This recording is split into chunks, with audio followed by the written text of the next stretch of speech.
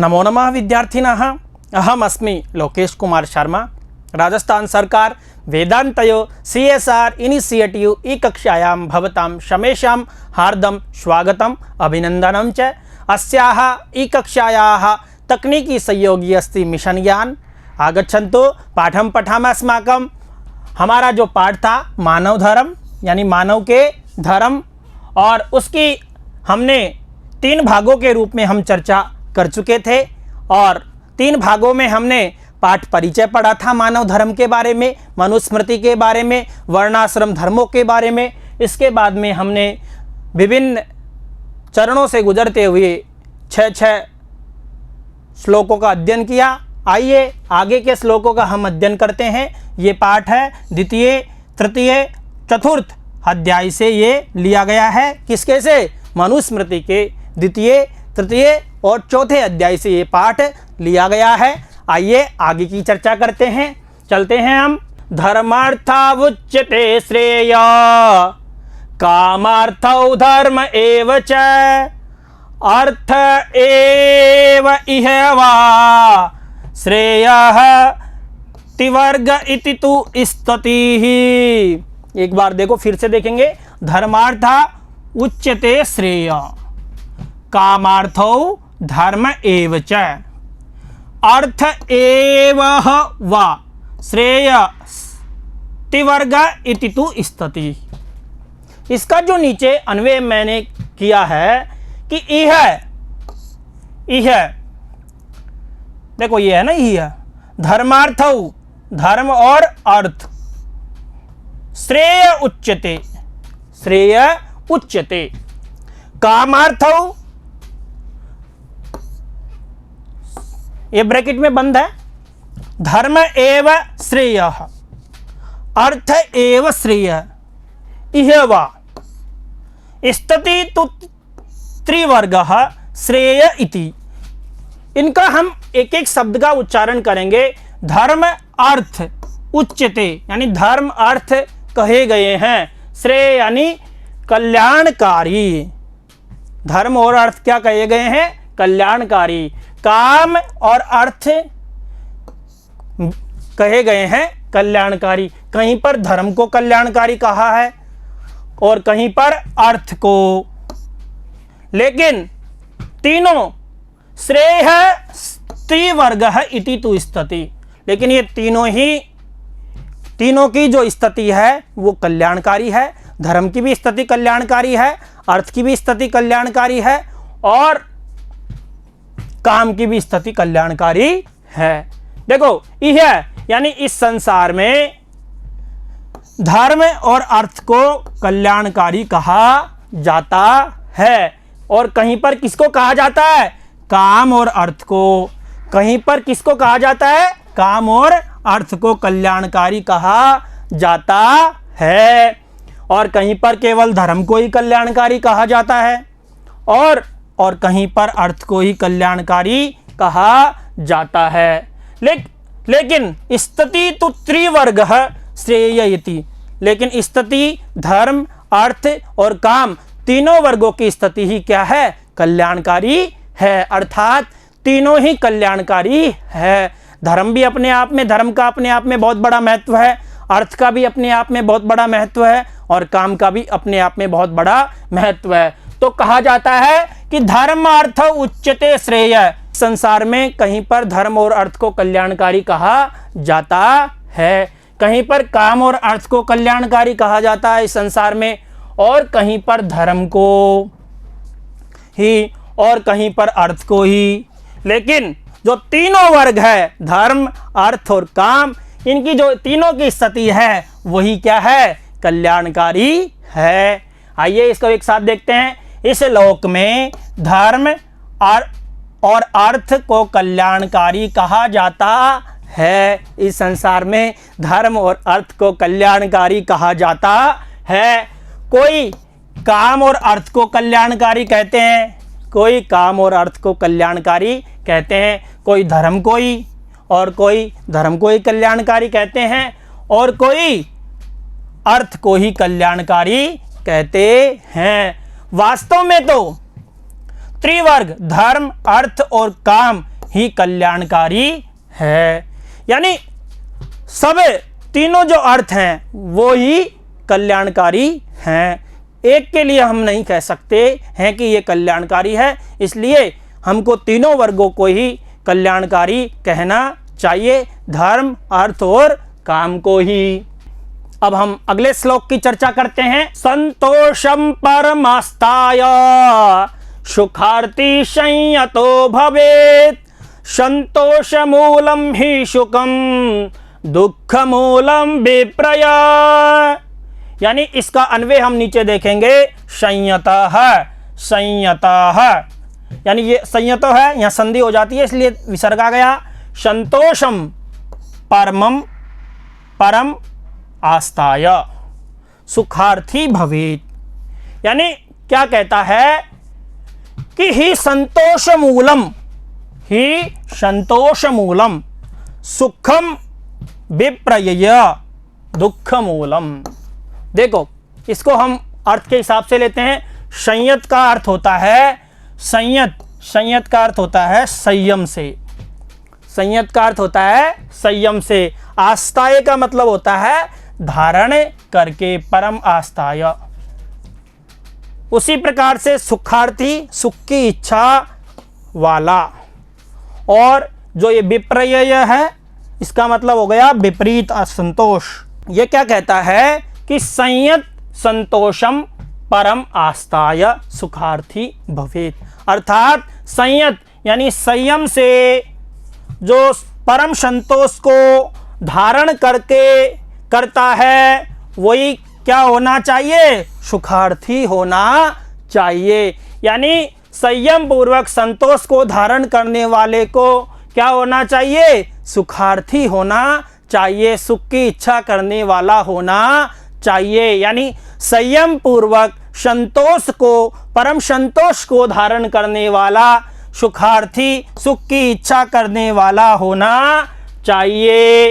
ही संतोष मूलम सुखम, यानी जो संतोष मूलम है, संतोष है जो निश्चय ही क्या है, सुख का मूल है।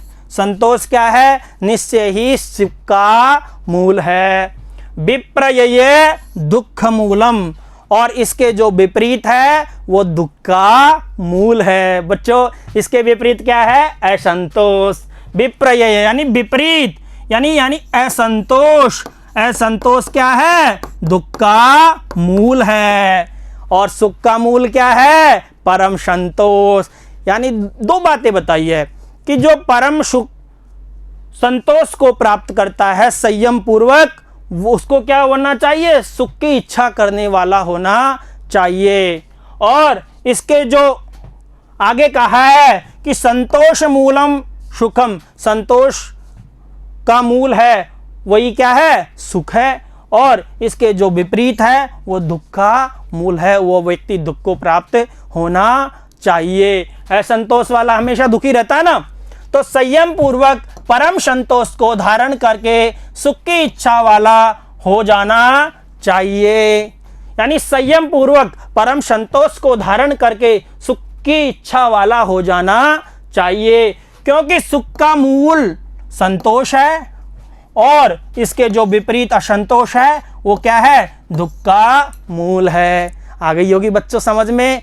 यानी संतोष को धारण करने वाला सुखी रहता है, सीधी सी बात यह है, उसको सुखी रहना चाहिए। और असंतोष को धारण करने वाला व्यक्ति क्या रहता है, दुखी रहता है, और वो दुख का मूल है। देखिए आगे चलते हैं 15वें श्लोक की ओर। मेरे साथ बोलेंगे, आप भी उच्चारण करेंगे मेरे साथ। मैं आदर्श वाचन कर रहा हूं, आप अनुकरण करते रहिए साथ में। कि आचाराद लभते आयो, आचाराद इप्सिता प्रजा, आचाराद धनम अक्षय, आचारो हन्ति अलक्षणम। देखो बच्चों क्या कहता है, ही प्रजा, ही प्रजा, ही प्रजा, आचाराद आयु लभते, आचाराद आयु लभते, आचाराद इप्सिता प्रजा, आचाराद इप्सिता प्रजा लभते, आचाराद अक्षय धनम लभते, आचाराद अलक्षणम हंति। देखो बच्चों क्या कहता है कि आचाराद लभते आयु, यानी जो आचार है, सदाचार है, उससे क्या प्राप्त होती है? आयु। सदाचार से व्यक्ति जो युक्त होता है वो आयु को प्राप्त करता है। और सदाचार से ही क्या प्राप्त होती है? इप्सिता प्रजा, इप्सित प्रजा या इप्सित संतान प्राप्त होती है। सदाचार से ही इप्सित प्रजा प्राप्त होती है, इप्सित संतान प्राप्त होती है, इच्छित संतान प्राप्त होती है। और आगे कहा है आचारात अक्षय धनम लभते। आचारात अक्षय धनम अर्थात आचार सदाचार से ही अक्षय न समाप्त होने वाला, न क्षय यानी जिसका कभी अंत नहीं होता है, वो धन प्राप्त होता है। आचार अलक्षणम हंति, और आचार अलक्षण को मार देता है, यानी बुरे काम को, दोषों को नष्ट कर देता है। यानी चार चीजें इसमें बताई कि आचार सदाचार से ही आयु प्राप्त होती है, सदाचार से ही अच्छी संतान प्राप्त होती है, और सदाचार से ही अक्षय न समाप्त होने वाला धन प्राप्त होता है, और आचार सदाचार से दोष नष्ट हो जाते हैं। देखो इसको एक साथ देखते हैं कि सदाचार से आयु को प्राप्त होता है, प्राप्त करता है। सदाचार से अभिमत इच्छा अनुसार संतानों को प्राप्त करता है, ये बात मैंने बता दी थी आपको। और सदाचार से अक्षय कभी क्षीण न होने वाला धन प्राप्त करता है व्यक्ति। और सदाचार अलक्षण दोष को नष्ट करता है। देखो चार चीज है, आचार से ही अच्छी आयु को प्राप्त करता है, और सदाचार से ही इच्छा अनुसार संतानों को प्राप्त करता है, और सदाचार से ही अक्षय धन को प्राप्त होता है, और सदाचार से ही अलक्षण दोष को नष्ट करता है। आइए आगे चलते हैं। सर्वलक्षणहीनो अपि यह सदाचारवान् नर श्रद्धान अनुसूयश्च शतं वर्षाणि जीवति। क्या कहता है कि सर्वलक्षणहीनो अपि ये नरः सदाचारवान, यानी सर्वलक्षणहीनो अपि यह सदाचारवान नर, यानी अन्वय सीधा का सीधा आया है कि सर्वलक्षणों हीनो अपि यह, यहां तक आ गया, इस नर को पहले उठा लिया इसने, और सदाचारवान। ये चीजें समझ में आ गई होगी बच्चों। श्रद्धान अनुसूयश्च, श्रद्धान अनुसूयश्च शतं वर्षाणि जीवति। देखो बच्चों क्या कहता है कि सर्वलक्षणहीनोपि, यानी सभी प्रकार के लक्षणों से हीन होने पर भी यह सदाचारवान नर है।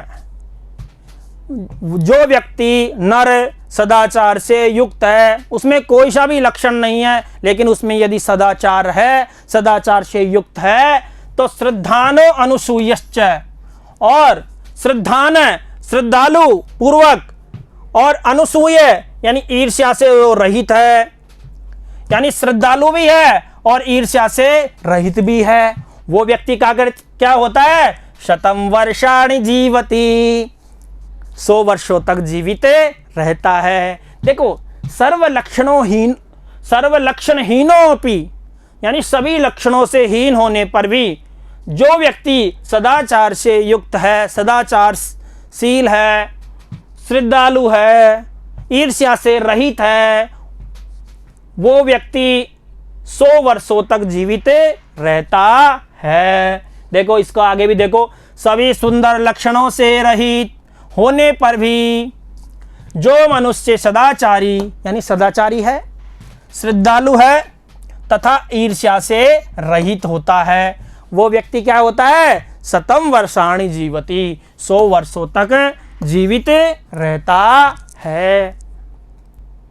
देखो आगे देखते हैं बच्चों। यत् यत् परवशं कर्म तत् तत् यत्नेन वर्जयेत्, यत् यत् आत्मवशं तु स्यात् तत्तत् सेवेत यत्नतः। देखो दोबारा मेरे साथ बोलेंगे, यत् यत् परवशम कर्म तत्तत् यत्नेन वर्जयेत्, यत् यत् आत्मवशम तो स्यात् तत्तत् सेवेत यत्नतः। यानी यत् यत् परवशम कर्म, यत् यत् परवश कर्म तत्तत् यत्नेन वर्जयेत्। तो यत् यत् आत्मवशम कर्म स्यात् तत्तत् यत्नतः सेवेत, तत्तत् यत्नतः सेवेत। यानी जो जो परवश कर्म है, यानी यत् यत् परवशम, जो जो पराधीन है, परवश यानी जो जो काम परवश है, दूसरे के वश में है, दूसरे के द्वारा होने लायक काम है, वो क्या है? तत् यत्नेन वर्जयेत। उनको यत्न के साथ में प्रयत्न करके उनको वर्जित करना चाहिए, उनको नहीं करना चाहिए, यानी उनको छोड़ देना ही बेहतर होता है।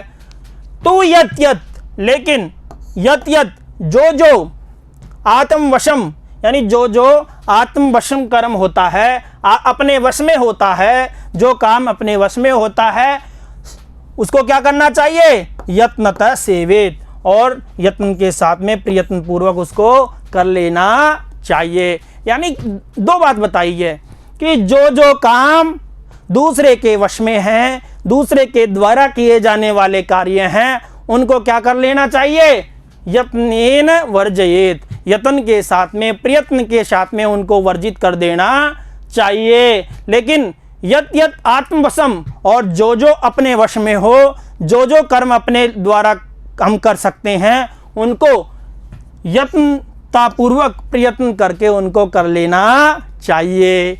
आइए देखते हैं कि जो जो पराधीन कार्य है उसका प्रयत्न पूर्वक त्याग कर देना चाहिए। यानी जो जो पराधीन कर्म है उनको प्रयत्न पूर्वक क्या कर देना चाहिए? त्याग कर देना चाहिए। और जो जो अपने वश में कार्य है, और जो जो कार्य अपने वश में है, उसको प्रयत्न पूर्वक कर लेना चाहिए। आ गई होगी बच्चों समझ में आपके बहुत अच्छे से ये श्लोक, कि जो क्रम हम अपने आप में कर सकते हैं, अपने द्वारा कर सकते हैं, उसको कर लो, और जो दूसरा करता है या दूसरे के करने लायक काम है, उसको प्रयत्न पूर्वक छोड़ देना चाहिए। ये विद्वानों ने कहा है, मनुस्मृति में कहा है। आगे देखिए, सर्वं परम वशम दुखम सर्वम आत्मवशम सुखम। उसी श्लोक का एक अनुपूरक श्लोक है ये, और उसी से लगभग संबंधित है कि सर्वम परवशम दुखम सर्वम आत्मवशम सुखम एतद् विद्या समासेन लक्षणम सुख दुःखयो। देखो बच्चों क्या कहता है कि सर्वम परवशम दुःखम, परवशम दुःखम सर्वम आत्मवशम सुखम एतद् विद्या समासेन लक्षणम सुख दुःखयो। ये अंतिम श्लोक है। यानी परवशम सर्वम, परवशम सर्वम कर्म, दुख सर्वम, यानी एक लाइन है, परवशम सर्वम दुखम सर्वम आत्मवशम सुखम एतत् सुख दुःखयो लक्षणम समासेन विद्यातः। यानी बच्चों क्या कहा है कि परवशम सर्वम दुखम, यानी दूसरे के जो वश में है, पराधीन है, पर प्रार्थना धनादि द्वारा साध्य है, यानी दूसरे की प्रार्थना करो या उसको धन दो, उसके द्वारा संभव है, वो क्या है? दुख है। वो क्या है? दुख।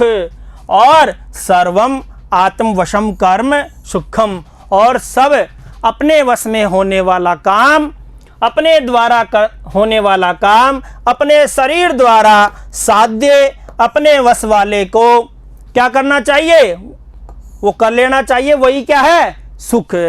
यानी सर्व जो परवश है, दूसरे के वश में है, दूसरे के द्वारा होता हो जो काम, वो क्या है? दुख। और जो अपने वश में है, आत्म वश में है, वो क्या है? सुख। एतत् सुख दुःखयो लक्षणम, यही क्या है? सुख और दुख का लक्षण है। समासेन विद्यात, यानी संक्षेप में ये विद्यात यानी बताया गया है। यानी जो परवश है, दूसरे के द्वारा होने वाला काम है, वो दुख है। जो अपने द्वारा होने वाला है वो सुख है। और यही संक्षेप में सुख और दुख का लक्षण है। ये आ गई होगी समझ में बच्चों। आपके 6 श्लोक हमने इस भाग में चर्चा की, 6 श्लोकों की, और उससे पहले हमने 6 करके 2 भागों का और अध्ययन किया। कुल मिलाकर हमने पाठ परिचय सहित 4 भागों का इसमें अध्ययन किया। आपके अच्छे से समझ में आ रहे होंगे श्लोक, और आप इनको निश्चित रूप से देखकर सफल होंगे, और परीक्षा में इनमें से निश्चित रूप से प्रश्न आने हैं। एक पद्यांश अवश्य इसमें से आएगा, और आप पुनः बार बार इसी को देखते हुए अपने अध्ययन को कर सकते हैं। बहुत बहुत धन्यवाद। पुनर्मिलामः। नमो नमः।